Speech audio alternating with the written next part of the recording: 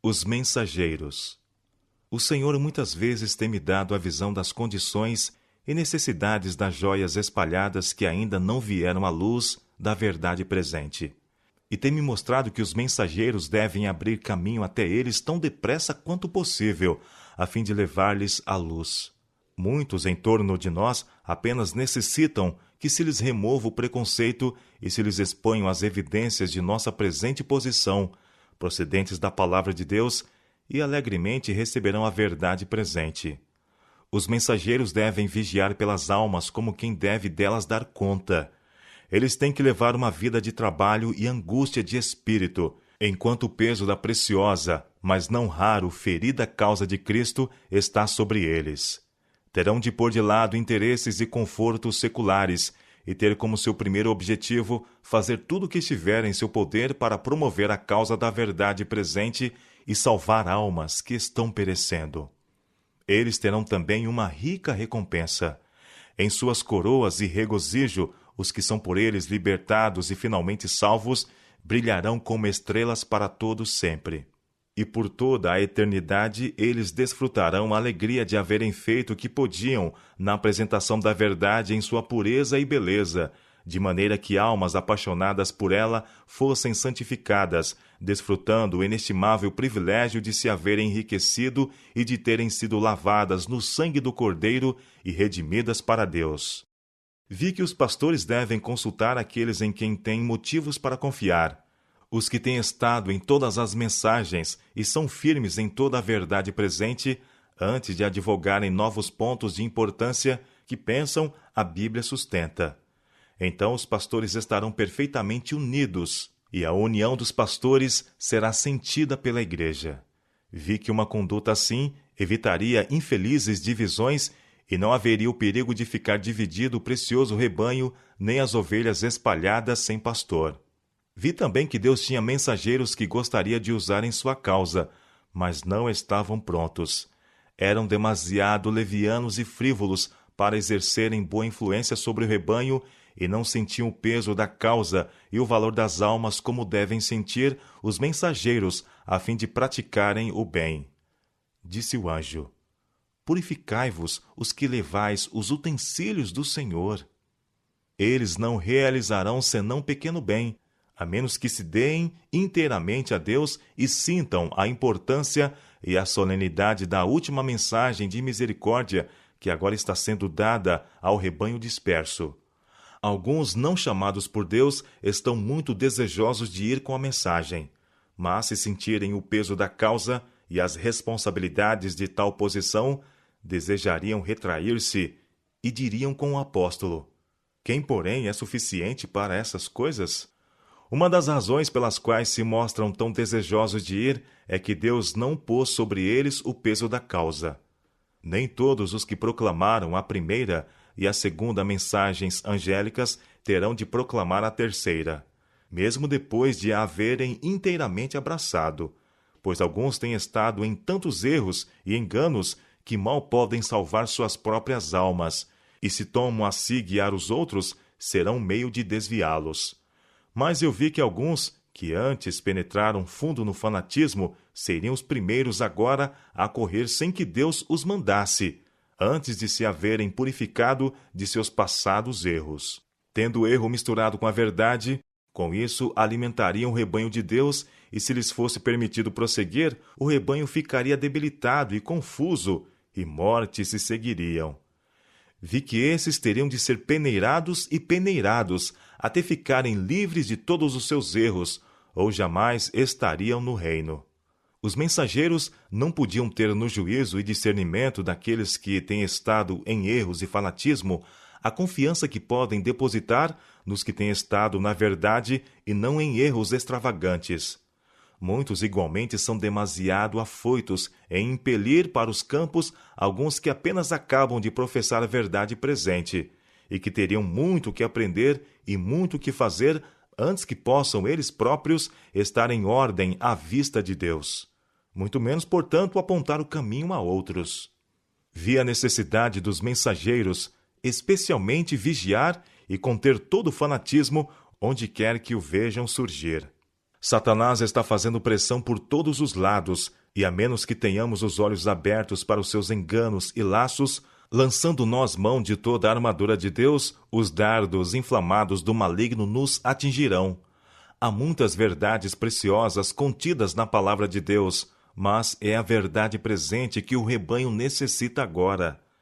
Tenho visto o perigo de os mensageiros se afastarem dos importantes pontos da verdade presente, para se demorarem em assuntos que não são de molde a unir o rebanho e santificar a alma. Satanás tirará disto toda a vantagem possível para prejudicar a causa. Mas assuntos como o santuário, em conexão com os 2.300 dias, os mandamentos de Deus e a fé de Jesus são perfeitamente apropriados para esclarecer o passado movimento adventista e mostrar qual é a nossa presente posição, estabelecer a fé do vacilante e dar a certeza do glorioso futuro. Estes, tenho frequentemente visto, são os principais assuntos sobre que os mensageiros se devem demorar. Se os escolhidos mensageiros do Senhor tivessem de esperar que cada obstáculo fosse removido do seu caminho, muitos jamais sairiam à procura da ovelha extraviada. Satanás apresentaria muitas objeções a fim de afastá-los do dever. Mas eles terão de ir pela fé, confiando naquele que o chamou para a sua obra, e ele abrirá o caminho diante deles até onde for para o bem deles e glória sua. Jesus, o grande mestre e modelo, não tinha onde reclinar a cabeça. Sua vida foi uma vida de trabalhos, tristeza e sofrimento. Afinal, ele se deu por nós. Aqueles que, no lugar de Cristo, procuram que as almas se reconciliem com Deus e que esperam reinar com Cristo em glória, têm que esperar ser pacientes dos seus sofrimentos aqui. Os que com lágrimas semeiam, com júbilo ceifarão. Quem sai andando e chorando enquanto semeia, voltará com júbilo, trazendo seus feixes. Salmo 126, versos 5 e 6. O tempo do ajuntamento. No dia 23 de setembro, o Senhor mostrou-me que ele havia estendido a sua mão pela segunda vez para reaver o remanescente do seu povo, e que se deviam fazer esforços redobrados neste tempo do ajuntamento. Na dispersão, Israel fora castigado e maltratado, mas agora, no tempo do ajuntamento, Deus sarará o seu povo e o unirá. Na dispersão, fizeram-se esforços para espalhar a verdade com pouco êxito, pouco ou nada tendo sido conseguido. Mas no ajuntamento, quando Deus colocou sua mão para readquirir o seu povo, esforços para disseminar a verdade terão o seu esperado efeito. Todos devem estar unidos e cheios de zelo na obra. Vi que era errado se referirem alguns à dispersão, daí tirando exemplos para nos governar no ajuntamento. Pois se Deus não fizesse mais por nós agora do que fez então, Israel jamais seria ajuntado.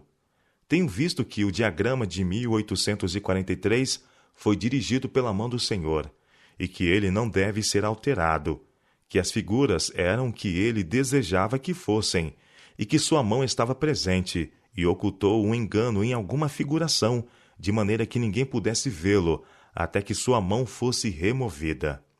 Vi então, em relação ao contínuo, que a palavra sacrifício foi suprida pela sabedoria humana, e não pertence ao texto, e que o Senhor deu a visão correta àqueles a quem deu o clamor da hora do juízo.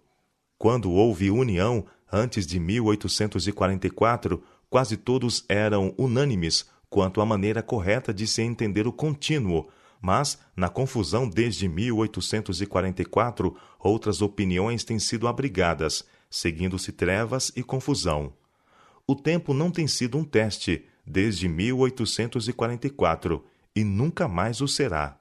O Senhor me tem mostrado que a mensagem do terceiro anjo deve ir e ser proclamada aos dispersos filhos do Senhor, mas não deve estar na dependência do tempo.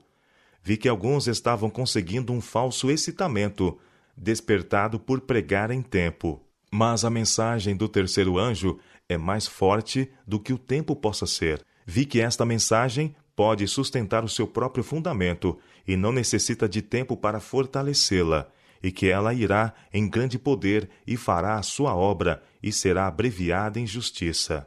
Foi-me indicados, então, alguns que estão em grande erro de crer que é seu dever ir à antiga Jerusalém, entendendo que tem uma obra a fazer ali antes que o Senhor venha.